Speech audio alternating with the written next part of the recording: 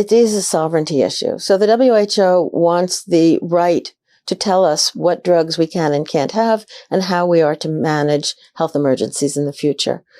But by also creating this thing they call the One Health approach, which enables everything else to be wrapped up into health, it seems that the sovereignty grab is going to be greater than just health, right? If you say climate change, health is related to climate, so now we can call climate emergencies or something like that. It seems that it is a power grab, a financial grab, because the WHO will need to be funded much, we don't know how much more, but it's going to be very expensive. The architecture for this whole, what is called international pandemic preparedness, it's also called the biosecurity agenda, has a few other names, but the architecture has been being built for the last 5 to 10 years, both in the US and overseas, particularly in Europe.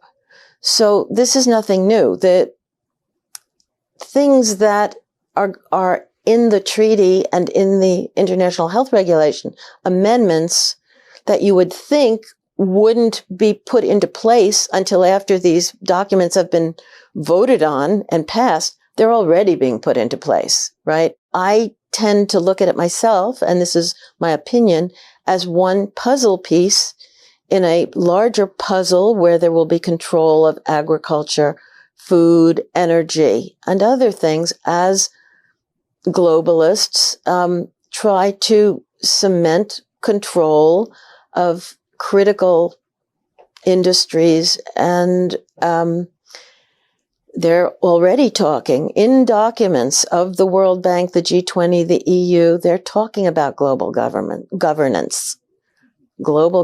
So I think that's where they hope this is going. Obviously, our Constitution doesn't go along with that, and nor does the Constitution of many other countries. So it's going to be a power struggle, and will the ability to initiate more pandemics play into this? Will they be able to generate enough fear so that people say, yes, WHO, save me. I will turn over, sovereignty if you just give me the drugs and vaccines I need? I don't know how it's going to play out, but the UN has issued this year 11 new brochures about all the new ways the world is supposed to operate. It's called Our Common Agenda. And one is changing the financial architecture, and so they really want everybody to have all their money being electronic, manageable. No transactions will be opaque. The government will know everything you're buying and be able to program what you buy.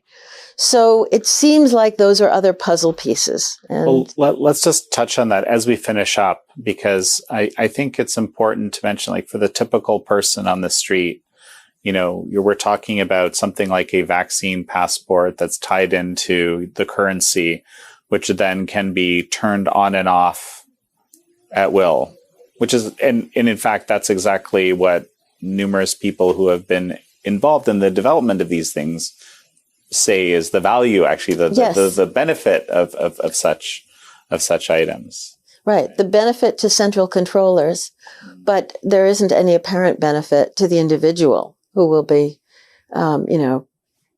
chained, restricted by electronic money. We're making extraordinary claims, but we have the documents from the G20, the EU, the World Bank, the United States, the UN, and the WHO to back up these claims.